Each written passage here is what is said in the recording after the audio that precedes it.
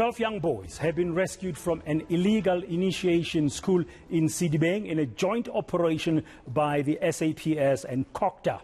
No arrests have yet been made. The boys were reported missing by their parents and are now being processed at the nearest police station before they are returned to their homes. Currently, initiation is considered illegal in Gauteng, but bogus schools are still operating.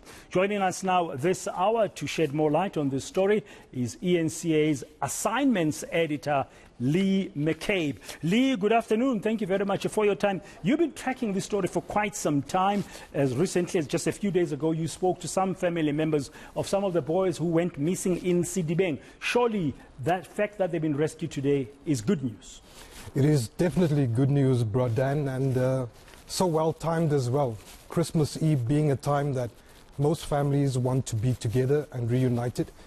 The fact that these 12 young boys were rescued from an illegal, bogus initiation school in Sedibeng is great news. In fact, the way that it has happened is that over the past few weeks, the Cogta task team combined with the SAPS have been targeting areas that are well known to be places where these illegal initiation schools tend to be mushrooming. And the situation has been a task of persistence. It has been a labor of love, especially from the person that's driving it. His name is Spinner Mofokeng, and he's adopted a zero-tolerance attitude towards illegal initiation schools as well as illegal initiation deaths. As we know recently, as we've seen in the Eastern Cape, there's been more than 30 deaths during initiation. The problem, though, here in Gauteng is that it's become an extortion racket where the illegal initiation schools kidnap young men from their families and then hold the families at ransom for their children to be released.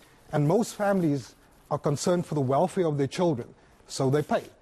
And that is how these guys have been making their money. And this has been happening for the past 6 years that I know of.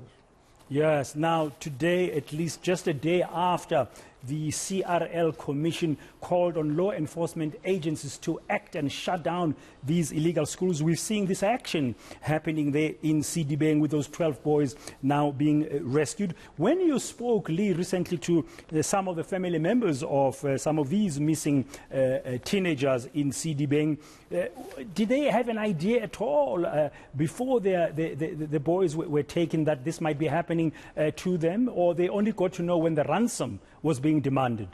So what has been the modus operandi of these illegal initiation schools is that normally about a week after they grab the young man, they then contact the family via SMS and let them know that your child is in our initiation school. You need to pay up to about 2,000 Rand per initiate. Now, that may seem like small change, but considering the fact that over the past few months or the past few weeks since initiation started, there's been almost up to 50 young men that have been rescued. If you do the math, it becomes a lucrative, illegal, illicit business. So this is what has been driving these schools. The other concerning factor is, Bradan, is that a few years ago I discovered a linkage between the illegal initiation schools and some of the gangs that are prominent in Sedibeng. And what is happening, especially in the Sedibeng area, is that the initiation schools are used as a place to groom young men into a life of gangsterism, and that is what is probably where the issue of the CRL realizing the importance of law enforcement to step in and to make the necessary investigations as well as run the necessary operations to clamp down, because ultimately this is the tip of the iceberg of a bigger crime problem that we may see down the line. Because coming out of that initiation school, the young man may be groomed into a gang and may see more problems down the line. This kind of action, Lee, as we conclude, to many would demonstrate the commitment of the law enforcement agencies, in this particular case the police, to really clamp down on these illegal initiation schools, at least here in Gauteng and in that Sedibeng area. But so far we hear that no arrests have been yet made. Should their families of these teenagers hold hope that arrests might come in the near future? I definitely believe that that will be the case. In fact, as we speak, the SAPS are on their way to the police station where the boys are being processed, and they will be giving us an update in terms of what they are going to be doing in terms of the investigation and making sure that those that have started these schools, because if you can have a look at some of the footage that we've been sending and been feeding and covering, we've been seeing that there is a level of organization involved in terms of where these schools position themselves.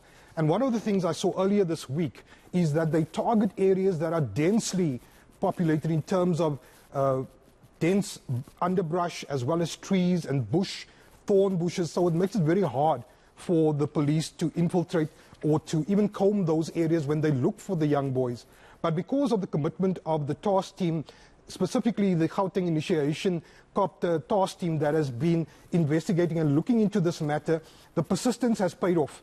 And what has happened is that by going to some of the areas that has been targeted by one of the traditional healers that knows this area and the issue back to front, Spinar Mofokeng, they could identify some of the places that these schools were keeping the young boys.